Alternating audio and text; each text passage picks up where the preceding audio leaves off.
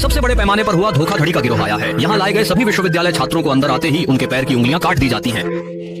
यह कदम उनके भागने से रोकने के लिए उठाया जाता है। फिर भी जिद्दी लड़कियां हर कीमत पर बाहर भागने की कोशिश करती हैं, लेकिन पार्क में बड़ी संख्या में मांसाहारी मधुमक्खियां रखी जाती हैं। वे गोली की आवाज सुनते ही हमला कर देती हैं और ऐसे भागने वालों का खून और मांस चूस कर खत्म कर देती हैं। यह धोखाधड़ी पार्क एक अलग द्वीप पर स्थित है। एकमात्र एक नाव पास में है। हाईजी बाहर लोगों को लाने का काम करता है। वह बेरोजगार व्यक्तियों को नाविक बनने का लालच देता है और एक जहाज भरकर उम्मीदवारों को लेकर आता है। पर जैसे ही नाव चलती है, वह सभी से उनके मोबाइल फोन जमा करने के लिए कहता है।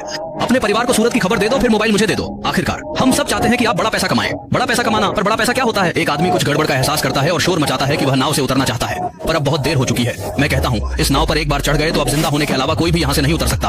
क्या तुम धमकी दे रहे हो? मैं पुलिस में शिकायत करूंगा। हाईजी फोन छीन लेता है और अपने शिष्य को बुलाता है। वह एक आदमी की जीभ में मछली के कांटे घुसा देता है और उसे मछली की छड़ी पर लटका देता है। जैसे ही वह थोड़ा संघर्ष करता है, उसका जीभ रस्सी से कट सकता है। अन्य लोग यह देखकर डर जाते हैं और कोई शब्द नहीं बोलते। वे नहीं जानते कि इस समूह में पहले से ही एक पुलिसकर्मी शामिल है। वह चुपचाप हाईजी के साथ पार्क में चला जाता है और अंदर जाने पर दुविधापूर्ण मांसाहारी मधुमक्खियों को देखता है। एक कदम चूकते हुए वह गिर जाता है। जैसे ही वह हाथ टिकाता है, वह गली हुए सिर पर छूता है। आदत हो जाएगी, मैं तुम्हें कहता हूँ। यह इलाका हमारी कंपनी का कब्रिस्तान है। जो भी भागने या प्रतिरोध करने की कोशिश करेगा, उसे यहाँ लाकर खत्म कर दिया जाएगा। इंसान हाईजी की नजर में सिर्फ पैसा बनाने के साधन है। वह विशेष रूप से विश्वविद्यालय छात्रों को बहलाने में रुचि रखता है और वह जितनी ज्यादा परवाह करे कि माता पिता का सहारा बने और मेहनत करके पढ़ाई करें, उतना ही वे उसके लक्ष्य बनते हैं।